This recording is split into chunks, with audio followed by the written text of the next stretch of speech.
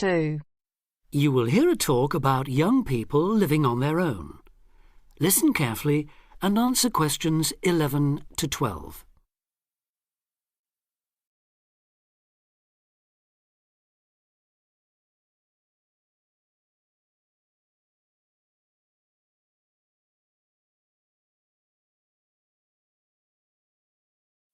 Loneliness is something we all suffer from in varying degrees, but young people living on their own can be particularly vulnerable.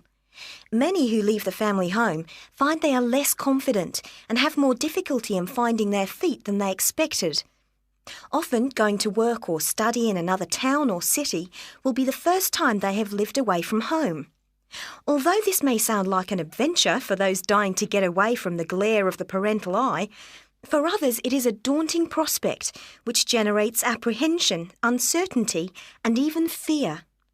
In fact, in a recent survey of over 1,600 people who had recently left home, 32% said that understanding and coping with loneliness was a crucial issue for them and made them feel highly stressed and distracted.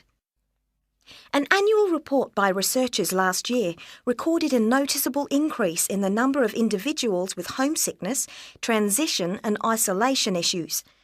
Acknowledging that feelings of loneliness and isolation could impede progress at work or study, they examined the number of people using the welfare and health services.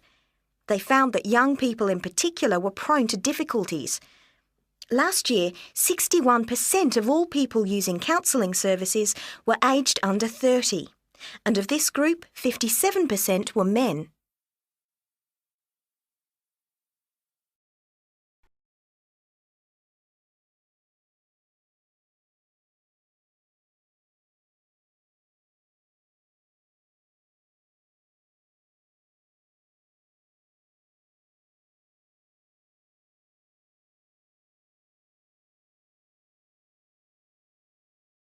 Now listen and answer questions 13 to 20.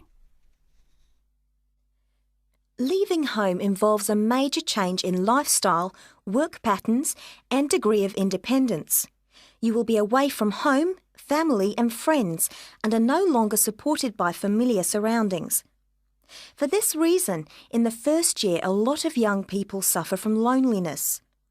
Ironically, this sense of isolation comes at a time when you are likely to be surrounded by people most of the time. Living in a busy city, travelling on crowded buses and trains, you will be constantly among people. But this can sometimes compound your sense of being alone. Seeing others who appear at ease among large crowds, mingling and making friends, can make you feel excluded and inadequate. Adapting to a new environment makes people uncertain of what to do or how to behave and breeds insecurities which can make for a real sense of isolation. It is often those who are more used to being on their own who deal best with the transitional period of leaving home. Other reasons for feeling alone include high expectations of the big city where you have the best time of your life and meet lifelong friends.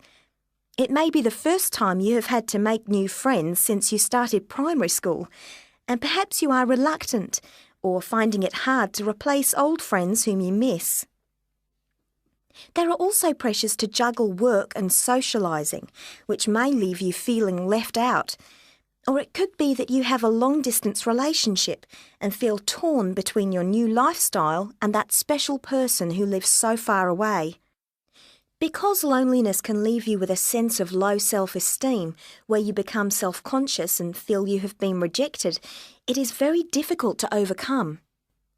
You may be reluctant to even try and make new friends or take part in social activities, and will also find it difficult to say no to things, leaving you feeling exploited and weak. One of the ways of combating loneliness is to remember that it's not your fault, and that it's something everyone has to deal with, despite appearances. Counsellors advise those feeling lonely to speak to someone they know about their feelings. They also ask them to consider joining groups and societies, and to get involved in activities which interest them as a way of meeting more people. Of course, overdoing it and jamming your schedule with too many things just to avoid being alone will not work. but meeting others with common interests may be a step forward. If you still feel like you need someone to talk to, you could try group counselling, where you will be able to talk to and receive support from a small number of people with the same difficulties as you. For more information or to be put in touch with an individual counsellor, contact the local town hall support services. That is the end of Part 2. You now have half a minute to check your answers.